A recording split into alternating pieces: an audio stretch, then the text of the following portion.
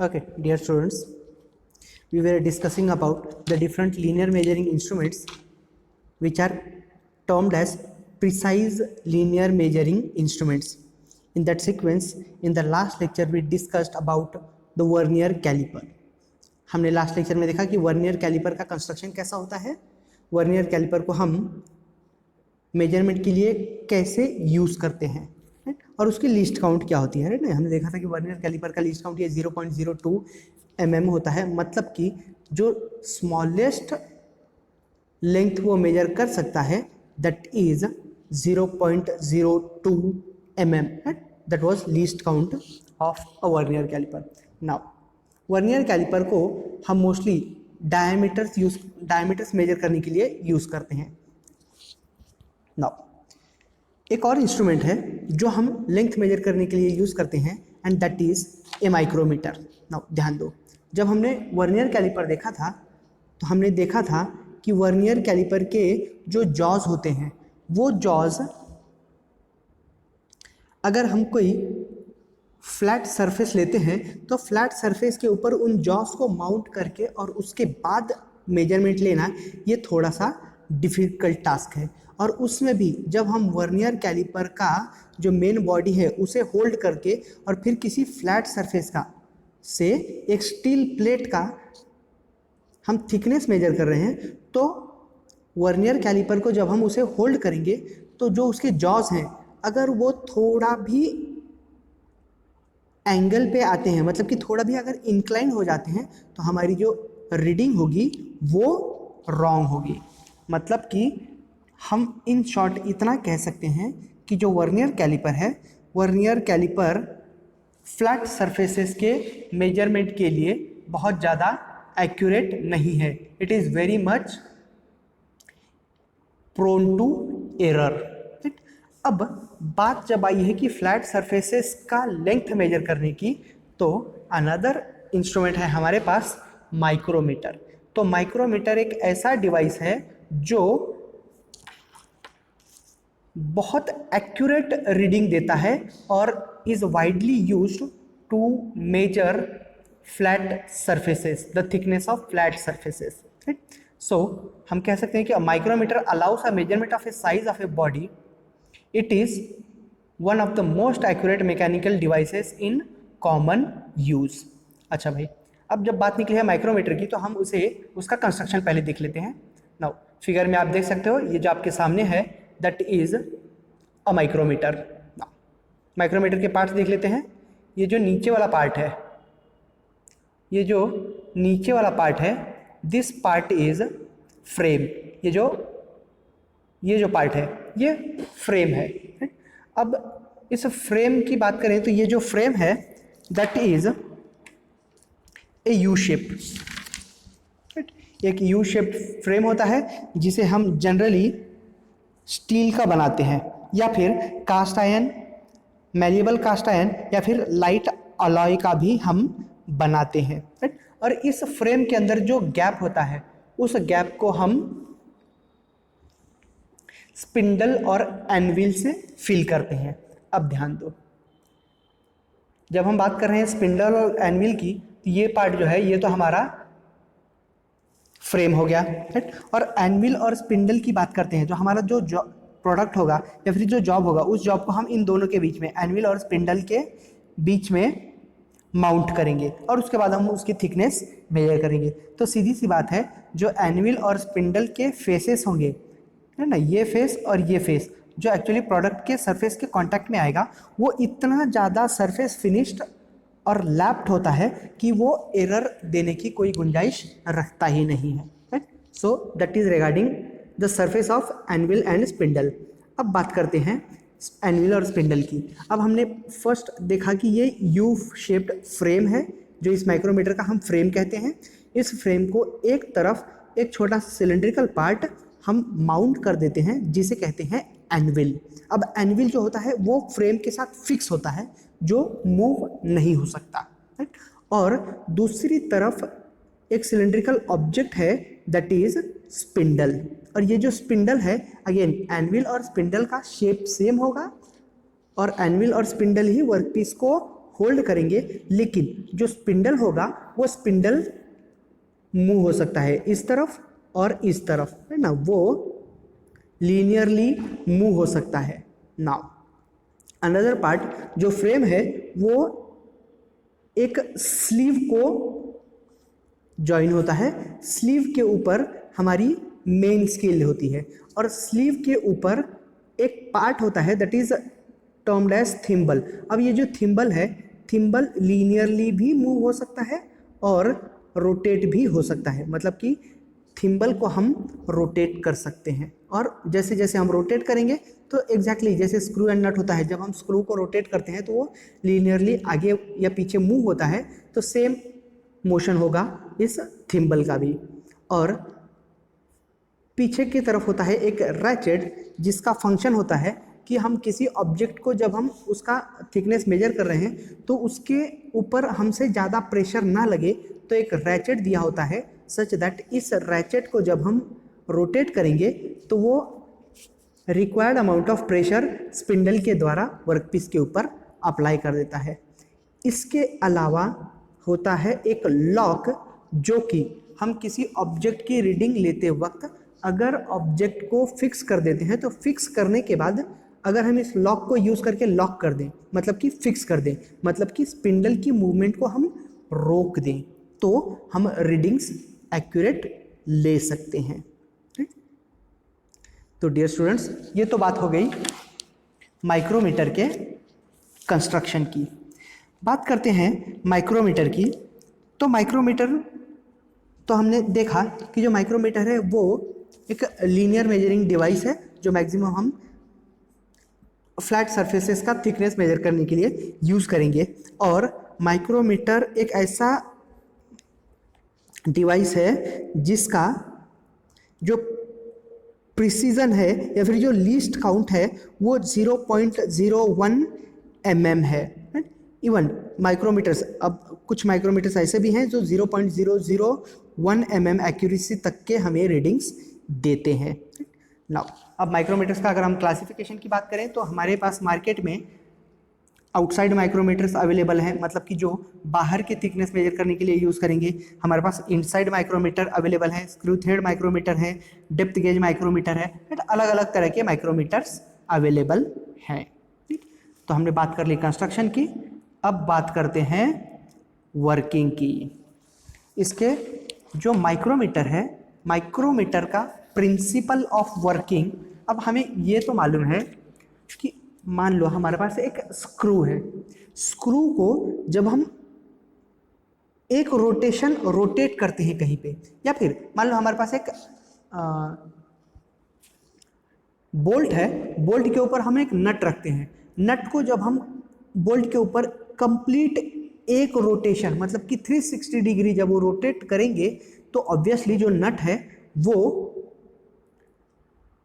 कुछ लेंथ आगे जाएगा, है ना, कुछ डिस्टेंस आगे वो मूव होगा।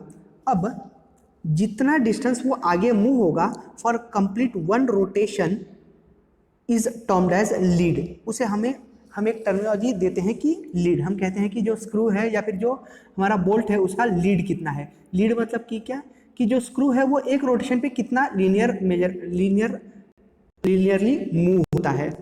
अब जब हम स्क्रू की बात कर रहे हैं तो हमने ये तो देख लिया कि स्क्रू कितना होगा, मतलब कि जब नट को हम एक रोटेशन रोटेट करेंगे तो वो जितनी लीनियरली आगे जाएगा वो जो डिस्टेंस होगा वो उसका लीड होगा। और क्या हम कह सकते हैं कि जो लीड है, लीड ऑफ द नट, वो उसके पिच के इक्वल होगा, राइट। जो लीड ऑफ द नट है वो उसके पिच के इक्वल होगा। अब इन दोनों प्रिंसिपल का हम यूज करेंगे। एक्चुअली जो रोटेशन है वो तो बोल्ट के सरकमफरेंस पे होगा।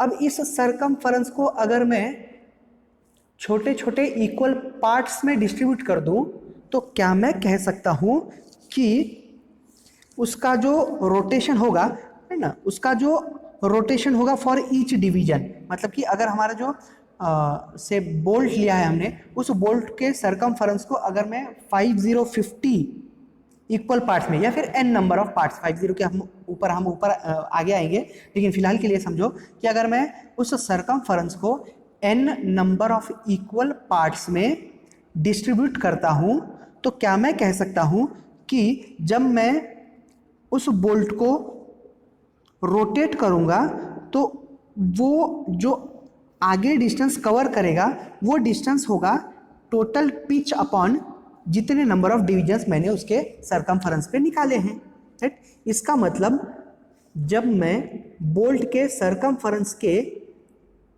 अलग अलग पार्ट्स को डिस्ट्रीब्यूट कर रहा हूँ, इक्वल पार्ट्स में डिस्ट्रीब्यूट कर रहा हूँ, तो इसका मतलब मैं उसका जो टोटल एडवांसमेंट है, जो लीड है, उस लीड को मैं मिनिमाइज कर रहा हूँ, राइट। तो मैं कह सकता हूँ कि मैं जो टोटल पिच है उस पिच को छोटा कर रहा हूँ, और by reducing the pitch of the screw thread या फिर by increasing the number of division, दोनों बातें हो सकती हैं। अगर मैं पिच को छोटा करता हूँ या फिर number of divisions on the circumference of the bolt इनको ज़्यादा करता हूँ, तो जो लेंथ वैल्यू होगी, जो आगे की एडवांसमेंट की वैल्यू होगी, वो हम छोटी छोटी करते चले जा रहे हैं। अब जितना छोटा हम करेंगे उतना छोटा वो हमें मेजर करना आएगा, राइट। तो वो उसकी हो सकती है कि लीस्ट काउंट हो, राइट ना। फिलहाल के लिए हमारे पास क्या केस है कि उसका जो वर्किंग प्रिंसिपल है माइक्रोमीटर का, वो क्या है कि जो टोटल लीड होती है या फिर जो पिच होती है ऑफ ए स्क्रू, उसे हम स्मॉलर पार्ट्स में डिस्ट्रीब्यूट कर रहे हैं। कैसे? सरकमफेरेंस को इक्वल नंबर ऑफ पार्ट्स में डिस्ट्रीब्यूट कर रहे हैं, राइट। अब ध्यान दो, अब अगर मैं कहता हूं कि जो बोल्ट है, बोल्ट के सरकमफेरेंस को हम 50 इक्वल पार्ट्स में डिस्ट्रीब्यूट कर रहे हैं, और जो बोल्ट का पिच रखा है वो 0.5 mm रखा है, तो क्या मैं कह सकता हूं कि जो एक डिवीजन होगा, मतलब कि थोड़ा सा जो एक डिवीजन का एडवांसमेंट होगा, वो 0.5 अपॉन 50 होगा, है ना। हमने यही बात तो देखी थी कि अगर हम स्क्रू पिच को छोटा करते हैं या फिर सरकमफेरेंस को large number of parts, equal parts में डिस्ट्रीब्यूट करते हैं, तो हम एडवांसमेंट, स्मॉलर एडवांसमेंट मेजर कर सकते हैं, राइट। तो जो स्मॉलेस्ट एडवांसमेंट क्या होगी, अगर मैं पिच 0.5 mm रखता हूं और जो सरकमफेरेंस है उसे 50 पार्ट्स में डिस्ट्रीब्यूट करता हूं, तो हम कह सकते हैं कि ये जो 50 नंबर ऑफ डिविजन्स हैं बोल्ट के ऊपर या फिर सरकमफेरेंस के ऊपर, वो 0.5 mm पिच को डिस्ट्रीब्यूट कर रहे हैं। मतलब कि जो लीस्ट काउंट होगा, जो सबसे छोटा वाला डिवीजन हम मेजर कर सकते हैं, that is equal to 0.50 upon 0.50 upon 50 number equals to 0.01, right. तो क्या होगा उसका least count? 0.5 upon 50 equals to 0.1 mm। तो हम कह सकते हैं कि least count of a micrometer is the value of 1 division on a thimble, right. अब ये थिम्बल की बात करते हैं भाई। अच्छा, ये हमारा थिम्बल।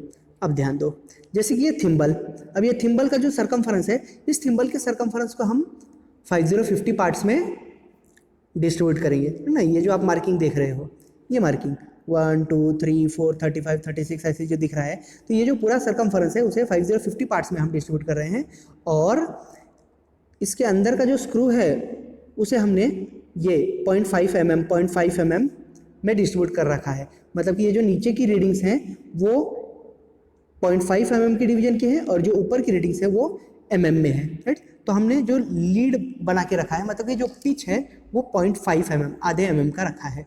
तो हम कह सकते हैं कि जो लीस्ट काउंट है वो pitch of the spindle screw, ये जो स्पिंडल स्क्रू का जो पिच है upon number of divisions on the spindle, spindle के ऊपर जो नंबर ऑफ डिविजन्स है उसके इक्वल होगा, राइट। तो लीस्ट काउंट क्या होगा? Pitch of the spindle screw upon number of divisions on the spindle. Right.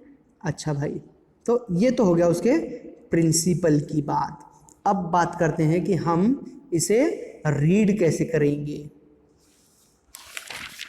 तो जैसा कि हमने कहा कि माइक्रोमीटर का स्पिंडल है ये, और ये है थिम्बल। हमें मालूम है कि इस थिम्बल को हम जैसे जैसे रोटेट करेंगे, इसे हम जैसे रोटेट करेंगे वैसे वैसे ये लीनियरली भी मूव होगा, है ना। मतलब कि ये जो थिम्बल है वो आगे आगे इस तरफ भी सरक सकता है और इस तरफ भी सरक सकता है। अब बात करते हैं डिविजन्स की। जैसे कि हमने कहा कि थिम्बल के ऊपर हमने टोटल कितने नंबर ऑफ डिविजन्स निकाले हैं, 5050, है ना। थिम्बल को हमने 5050 इक्वल पार्ट्स में डिस्ट्रीब्यूट किया है।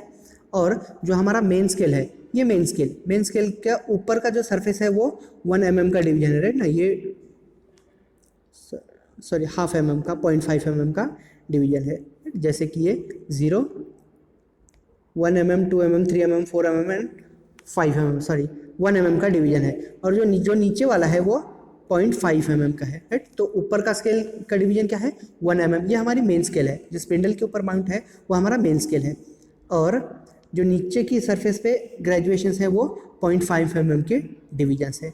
अब ध्यान दो, हमने कहा कि अगर स्क्रू का पिच 0.5 mm है, इसका मतलब जब थिम्बल को हम एक रोटेशन रोटेट करेंगे तो ये जो पॉइंट है, ये जो सरफेस है ना, ये थिम्बल का एंड जो पार्ट है, ये एंड पार्ट एक कंप्लीट रोटेशन के वजह से 0.5 mm मूव होगा। अब वो आगे जाए या पीछे जाए, राइट। अब हम रीडिंग कैसे लेंगे, जो वर्नियर स्केल की रीडिंग होगी वो होगी हमेशा मेन स्केल रीडिंग। जो टोटल रीडिंग होगी वो टोटल रीडिंग होगी main scale reading plus vernier scale reading. अब मेन स्केल रीडिंग तो हम यहाँ देख सकते हैं कि वो मेन स्केल रीडिंग हमारा थिम्बल के ऊपर से मिलेगा। जैसे कि आप इस फिगर में देख सकते हो, ये जो सरफेस है इसे देखेंगे हम, ये सरफेस कहाँ किस ग्रेजुएशंस के आगे है, तो देखो भाई 6 mm, 6.5 mm और फिर आगे कुछ है ना। तो अब 6 mm के आगे कितना है, तो यहाँ देखो ये जो 0 है, ये 0 इस लाइन के साथ मैच कर रहा है। तो हम वर्नियर स्केल, ये जो थिम्बल के ऊपर मार्किंग है ये वर्नियर स्केल है। मेन स्केल रीडिंग में हम वर्नियर स्केल रीडिंग को ऐड करेंगे। तो वर्नियर स्केल की जो ग्रेजुएशन इस लाइन के ऊपर, ये जो सेंट्रल हॉरिजॉन्टल लाइन है, इस हॉरिजॉन्टल लाइन के जो नंबर की लाइन, जितने नंबर की line central horizontal number line के साथ कोइंसाइड होगी, वो number of line into least count को करेंगे और वो जो प्रोडक्ट होगा उसे हम मेन स्केल में ऐड कर देंगे। जैसे कि हम आगे देखते हैं। अच्छा, ये तो बात हो गई एग्जैक्टली 7.5 mm के। इसे देख लो, देखो अब ये रीडिंग, ये जो हमारा थिम्बल है, थिम्बल का जो सरफेस है वो एग्जैक्टली कहाँ इंटरसेक्ट कर रहा है, 5 mm, 6 mm, 7 mm। 7 mm के आगे यहाँ कितना है, 0.5 mm के एग्जैक्ट लाइन के ऊपर इंटरसेक्ट कर रहा है। तो मेन स्केल रीडिंग कितना है, 7.5 mm। अब वर्नियर स्केल की रीडिंग देखते हैं। वर्नियर स्केल की रीडिंग, अब सीधी सी बात है, वर्नियर स्केल मतलब कि थिम्बल के ऊपर जो ग्रेजुएशंस है, तो कितने नंबर की लाइन हॉरिजॉन्टल लाइन के इंटरसेक्ट कर रही है उसे हम लीस्ट काउंट के साथ मल्टीप्लाई करेंगे। तो यहाँ 0 नंबर की लाइन इंटरसेक्ट कर रही है इस हॉरिजॉन्टल सरफेस के साथ, तो 0 इंटू लीस्ट काउंट इज 0.01, जो हमें 0 ही देगा। तो मेन स्केल 7.5 प्लस 0.00 हमें 7.5 mm देता है। इसका मतलब कि हमें जो रीडिंग दिख रही है यहाँ पे वो 7.5 mm एग्जैक्ट है। अच्छा भाई, एक आध एग्जांपल और देख लेते हैं। अब यहाँ देखो, सी दिस वन,